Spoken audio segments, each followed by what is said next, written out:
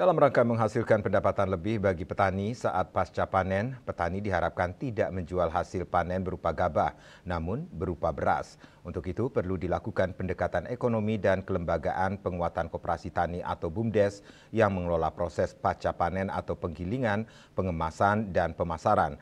Hal itu diungkapkan Guru Besar Teknik Pertanian Profesor Inyoman Sucipte.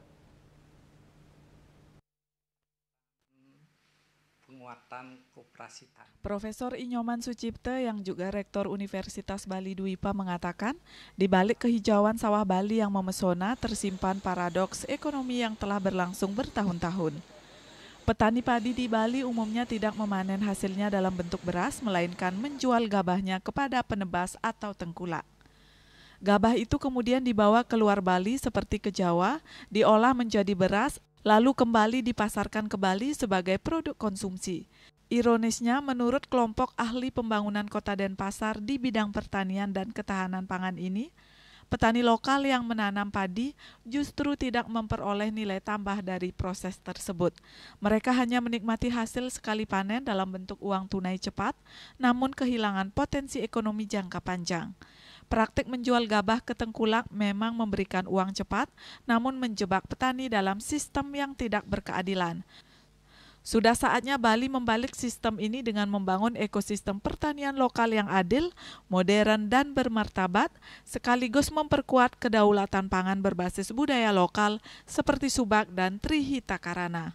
Untuk itu dibutuhkan peran pemerintah dalam pendekatan ekonomi dan kelembagaan penguatan koperasi tani atau BUMDes yang mengelola proses pasca panen, penggilingan, pengemasan, pemasaran. Langkah selanjutnya adalah fasilitas alat penggilingan padi mini atau rice milling unit di tiap desa atau subak agar petani bisa menjual beras bukan hanya gabah.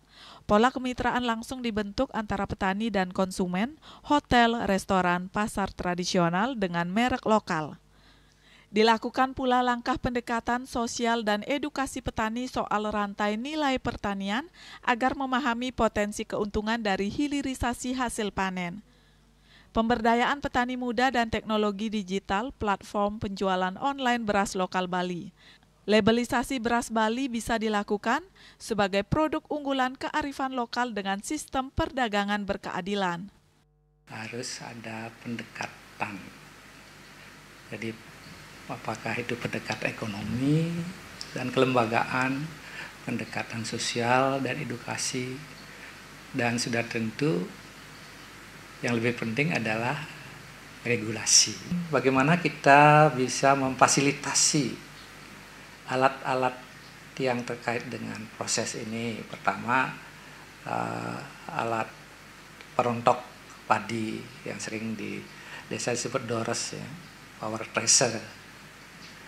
Juga penggilingan padi mini, jadi RMU mini, ya, rice milling unit mini di tiap desa atau subak, supaya petani bisa menjual beras bukan gabah, ya, seperti yang ada sekarang. Nah, perlu juga ada pola kemitraan langsung antara petani dan konsumen. Ya, kita di daerah pariwisata sudah tentu ini hotel, restoran, ya. Juga pasar tradisional dengan merek lokal. Jadi dengan demikian ini label daripada beras hasil petani Bali. Selain itu, pemerintah diharapkan membuatkan regulasi dan kebijakan seperti memberi insentif untuk unit penggilingan desa, melarang ekspor gabah ke luar Bali kecuali dalam bentuk beras, dan mengembangkan ekosistem pertanian terpadu EPT berbasis subak dengan dukungan penuh APBD. Indrawan, Bali TV.